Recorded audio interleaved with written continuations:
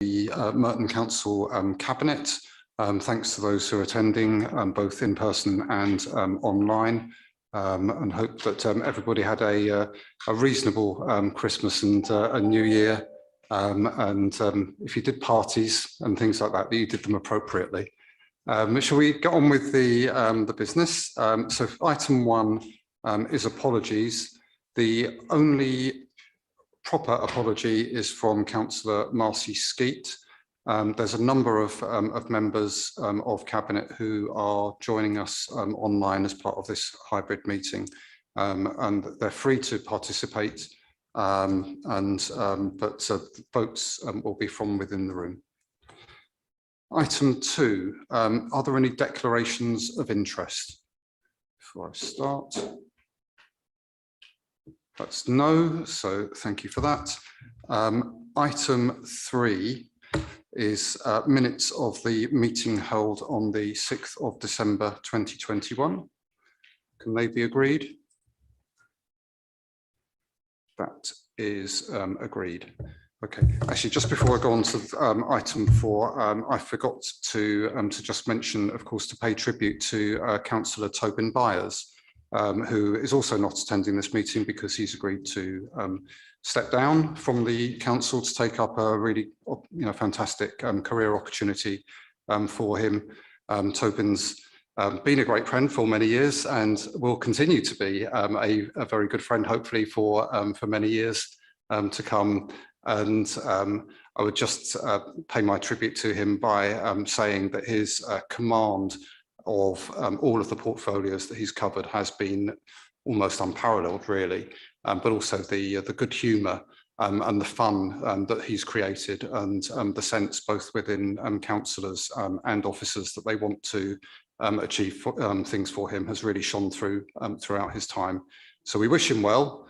He's not going to be a stranger to Merton because he's still living here, and we wish him all the very best in his future career.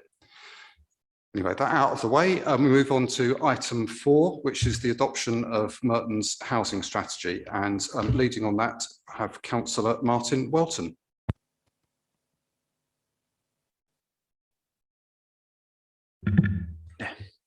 Thank you, Chair. I formally move the adoption of Merton's housing delivery strategy. Over the past year, the consultancy Campbell Tickell undertook work on behalf of Merton Council to develop a draft housing delivery strategy as one of a range of actions Merton is undertaking to increase the supply and the quality of new homes. This included work, research on Merton's housing supply and interviews with registered housing providers and others involved in housing supply within the borough. Following Cabinet approval in last July, to consult on the draft strategy, public consultation took place between the 26th of August and 7th of October, and we received a number of representations, and I would like to thank the people who have made representations on the draft strategy. The strategy looked at the following questions. What does Merton need in terms of housing? What are the barriers and constraints to delivery of new homes? Delivering the right kinds of new homes in the borough based on the research we have undertaken in terms of the types of tenure that are needed. Partnership, we know that is absolutely essential for us as a council. Actions we can take in terms of direct intervention, density and intensification. We know if we are to get more homes delivered, then housing developments do need to have increased levels of density, especially in terms of getting affordable levels of housing. Housing for particular needs, specialist homes, homes for older people, but also as well people with disabilities. Using and improving the existing stock in the borough, empty homes, and also as well governance and decision making.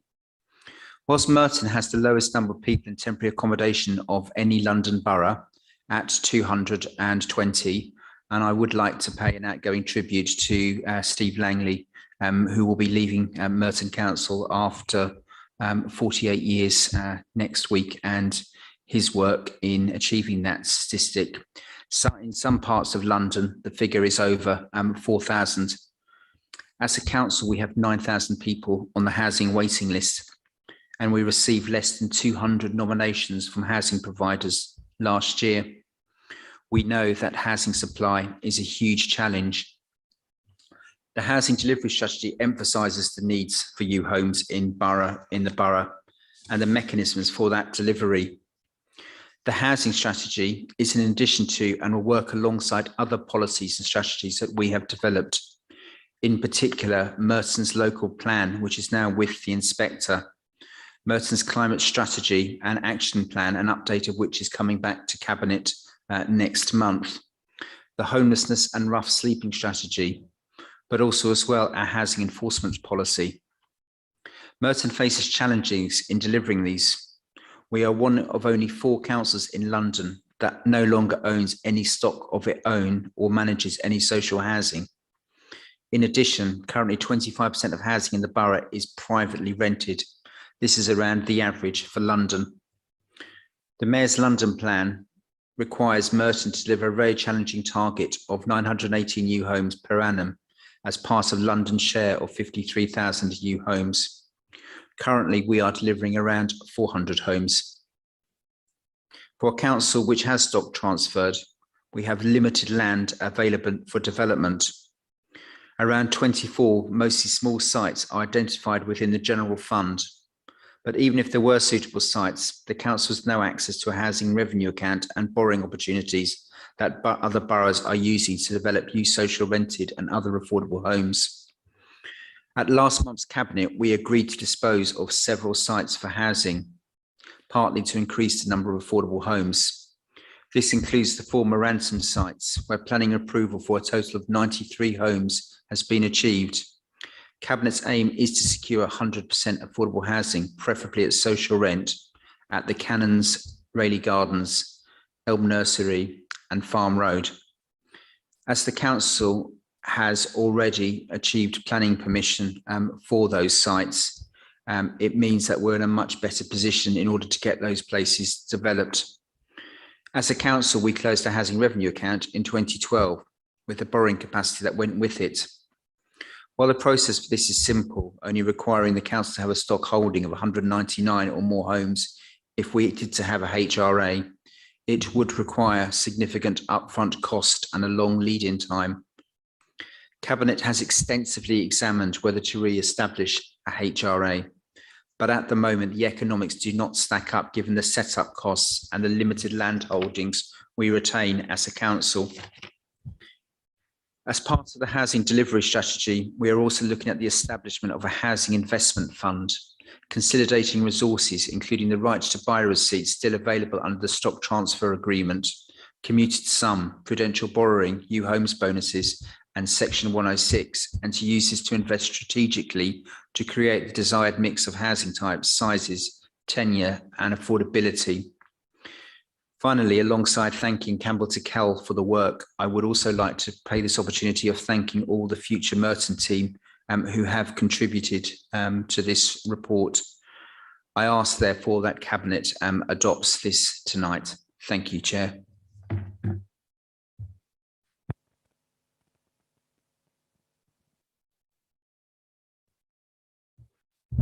Thank you, Councillor Welton. The lead officer on this report on housing delivery is Chris Lee. And Chris, was there anything you'd like to add to Martin's introductions? No, nothing to add, Chair. Thank you. Fantastic. I'm not aware of, I can't see any other questions on this, and Councillor Welton has introduced the subject very extensively. There's also by no means the first time that we've brought this issue to Cabinet or elsewhere in the Council. It's also been obviously a key piece of work in my time as leader, making sure that that we're on target for housing delivery. The strategy was first published in July. We've taken on board the consultation that's taken place since, and all of the work that's gone on before, including scrutiny task groups. It's in addition to other work that we've done, for instance, in converting the Merton sites agreeing that we would no longer be using the Merton sites for private rent, but using the costs that the councillors paid for there on planning, architecture and consultation to enable a housing provider to provide affordable housing to our residents instead. That's a very important development for us, that those sites become affordable. But with those points made, are we able to agree recommendation A, that Cabinet adopt Merton's housing delivery strategy and action plan? Can that be agreed? That is agreed. Thank you. So now we'll move on to item 5, which is the Merton 2030 strategic framework and approach to delivery. The lead member on that is Councillor Owen Pritchard. Owen, over to you. Thank you, Chair. So just over a decade ago, this council agreed on the July principles as a means of steering itself and setting the organisation's direction. Over the subsequent decade, the ABCD of austerity, Brexit, COVID and increased digitisation have very much changed what people need, what people want and what we can do and how we do it. Therefore, about 18 months ago, this council decided that it was time to listen again and set new objectives. And this very much is what that paper is about. This paper is about. What this paper is asking is to approve a strategic framework, strategic priorities, guiding principles, and delivery objectives for the next 8 years. It is noting that there is further work to be done because these things are dynamic and more work must always be done in adding to them. And it also asks you to agree for an annual update, which will be provided to full council. But most importantly, now is the time to communicate this strategic framework to our residents as a direct response and show that we are listening to what they told us last year. Chair, I ask you to approve this paper.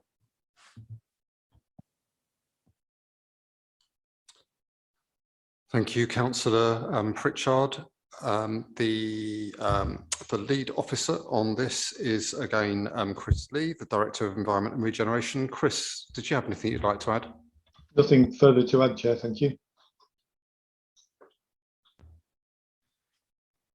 That's fantastic. I don't think there are any further questions on this. So, Chris, through you, can you pass on our gratitude to all the staff who've helped to make the Your Merton exercise one of the biggest consultation and engagement exercises in Merton's history, to enable it to go ahead and to obtain and collate such useful information that will help us for years to come as Merton comes out of the COVID period, or hopefully comes out of the COVID period. If you can pass that on, I'd be very grateful. Thank you to everybody for your involvement in that. Can we agree recommendations A to E?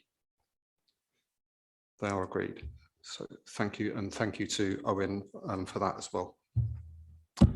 I should have said as well, thank you, Martin. Would you please thank the officers in particular for the housing delivery strategy as well. So we're just going to move on now to item 6, which, and I'm happy for it to be taken with item 7, if that's convenience, the business plan 2022 to 2026 and the financial monitoring report for the period up to the 8th of November.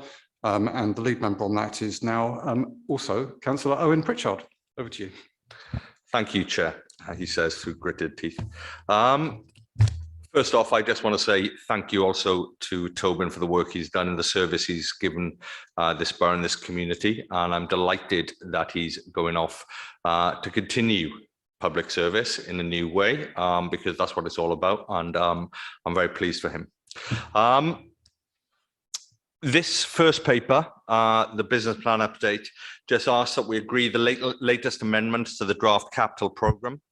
It also asks us to note the provisional local government finance settlement and consider and approve the draft capital strategy and treasury management strategy for the next year. Important to note that further updates are expected in February. Agenda item 7 is just a financial report and update after period 8.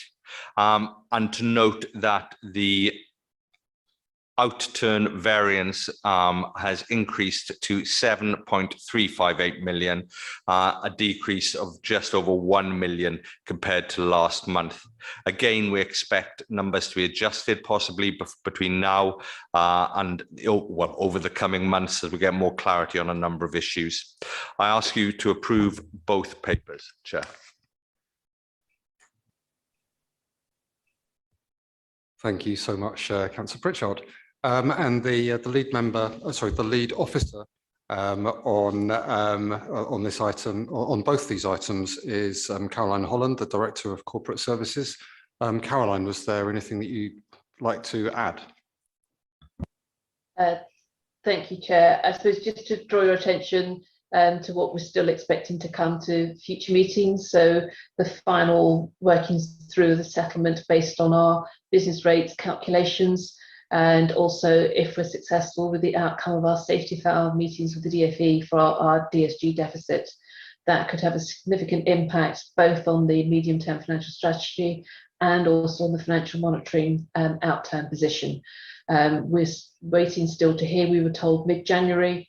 I'm hoping that their forecasts as to timings are better than sort of normally settlement days, which are sort of summer and it comes through sort of very late on, but we wait to hear on that. With regards to the financial monitoring report, just to give you some assurance that we did receive project plans for those schemes where full slippage has been requested, but we will be keeping a very close eye on those schemes during the course of next year's monitoring to make sure that they do progress according to the project plans that have now been submitted for our consideration. You will see also in the monitoring report that the cost of COVID to the authority has come down marginally due to an improvement in business rates collection, but still significantly short of where we were pre-pandemic. So that will have an impact on the MTFS going forward with collection fund shortfalls, and that will be part of the update for the February report. Happy to take any questions. Thank you.